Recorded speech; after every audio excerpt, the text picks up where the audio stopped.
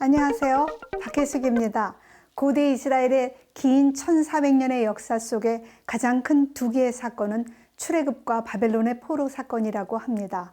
출애굽은 이스라엘의 출발 사건이니까 이해가 되는데요.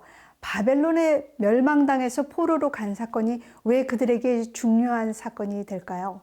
바벨론의 포로 사건이 무엇 때문에 이스라엘에게 그토록 의미 있는 것인지 한번 살펴보도록 하겠습니다. 이스라엘은 주전 1440년에 출애굽하여 나라로 출범을 하게 됩니다. 가나안에 350년의 사사 시기를 보내고요. 이제 고대 이스라엘의 황금기라고 하는 120년의 통일왕국 시대를 지나게 됩니다. 그러나 솔로몬 왕 이후에 이스라엘은 우리 대한민국처럼 남북으로 분단하게 됩니다. 북방은 10지파, 땅도 넓고 인구수도 많고 강우량도 많고 또 곡창지대도 많았습니다. 그러나 풍요로운 농경제의와 우상숭배에 빠져서 722년, 주전 722년 아수르에게 멸망당해서 역사적으로 영원히 사라지게 됩니다. 남방 유다는 유다 지파와 베냐민 지파 이 두 지파로 인구수도 작고 국토도 작고 농경지대도 제한적이었지만 시온의 성전과 다윗 왕조의 정통성을 지키면서 그 아수르의 거대한 침략에 버텨내게 됩니다. 그렇지만 유다 역시 점점 하나님을 떠나 우상숭배에 빠지고 백성과 지도자들은 하나님이 원하시는 거룩한 삶을 살지 못했습니다. 이제 메소포타미아의 새 주인이 된 강력한 바벨론 제국에 의해 유다도 주전 586년에 멸망당하게 됩니다. 시드기야 왕은 눈이 뽑혀서 사로잡히고 하나님의 성전은 파괴되며 법궤는 불타 사라지게 됩니다. 지도자들은 바벨론으로 다 끌려가게 되고 하나님의 도성 예루살렘은 완전히 파괴됩니다. 그때 그들에게는 많은 질문들이 생겨났습니다. 성전이 파괴되었는데 이제 하나님은 어디에 계실까? 고대에는 나라의 전쟁을 신들의 전쟁으로 생각했습니다. 바벨론의 마르둑 신이 우리의 여호와 하나님을 이긴 것인가? 아니면 하나님이 우리를 버리신 건가? 그렇다면 이스라엘은 다시 회복되어질 건가? 성전은 다시 지어질 것인가? 수많은 의심과 불안, 원망이 가득할 때 하나님은 뭘 하고 계셨을까요? 하나님은 바로 이 벼랑 끝에 선 유다를 위해 완벽한 무기를 준비하셨습니다. 그들이 바로 선지자들입니다.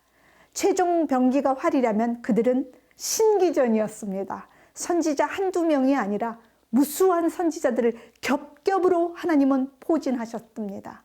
그 중에 3명의 선지자만 살펴보겠습니다. 이사야 선지자. 하나님은 반드시 이스라엘을 구원하여 바벨론에서 돌아올 것이다. 하나님은 이스라엘을 구원하는 구원자 고엘이시다. 하나님이 거룩하니 이스라엘도 거룩한 삶을, 정결한 삶을 살아야 한다라고 했습니다.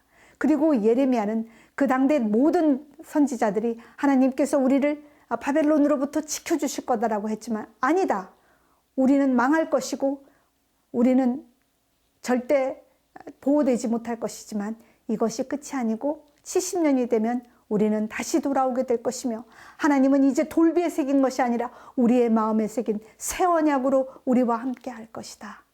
그리고 에스겔 선지자는 하나님께서 우리의 성전을 다시 재건시켜 줄 것이며 그리고 동문으로 다시 여호와께서 성전으로 돌아오시고 성전에서 물이 나와 만국을 소생케 할 것이라고 예언을 했습니다. 바벨론에 끌려갔던 포로들은 고통 속에 홍수의 언덕, 소금의 언덕, 쟁기의 언덕에서 절망의 눈물을 흘렸습니다. 그러나 시간이 지나 바벨론의 그 많은 우상들을 보면서 우상들이 헛됨을 깨닫고 전심으로 거룩한 하나님을 다시 찾게 됩니다. 70년이 되면 돌아오리라. 성전은 재건되고 유다는 회복되리라. 사막에 꽃이 피리라. 마른 뼈들이 살아나 하나님의 군대가 되리라는 선지자의 말씀을 기억하고 여호와를 우리가 알지 못해 망했으니 여호와를 알자. 힘써 알자. 유대인 남성 10명이 모이는 곳마다 회당이 생겨나고 하나님의 말씀 연구를 진지하게 하기 시작했습니다. 선지자가 예언한 대로 주전 538년에 고레스는 예루살렘으로 돌아가 하나님의 성전을 재건해도 좋다라고 명을 내립니다. 포로민들은 바벨론에서 태어난 2세들이었지만 황폐하고 척박한 땅, 그러나 선조의 약속이 있는 하나님의 도성 예루살렘에 성전을 재건하기 위해 1600km의 먼 여정에 나섭니다. 그들은 에스라 학사 그리고 느헤미야 총독의 영성과 지도력 아래 전에도 없고 후에도 없는 대대적인 종교성 개혁에 성공하여 유다를 재건해 나갑니다. 삶은 여전히 어렵고 동서남북 사방에서 이방의 간섭이 심했고 예루살렘은 더디게 회복이 되었지만 왕도 없는 나라, 제사장이 다른 나라였지만 500년의 긴 세월을 유지합니다. 화려한 바벨론도 100년을 못 넘겼죠. 금과 은이 넘쳐나던 페르시아도 그리고 알렉산더 제국 헬라도 다 망해서 사라졌지만 유대는 예수 그리스도가 그 땅에 오시기까지 그 나라를 지켜 역사에 유례가 없는 기적을 이루게 됩니다.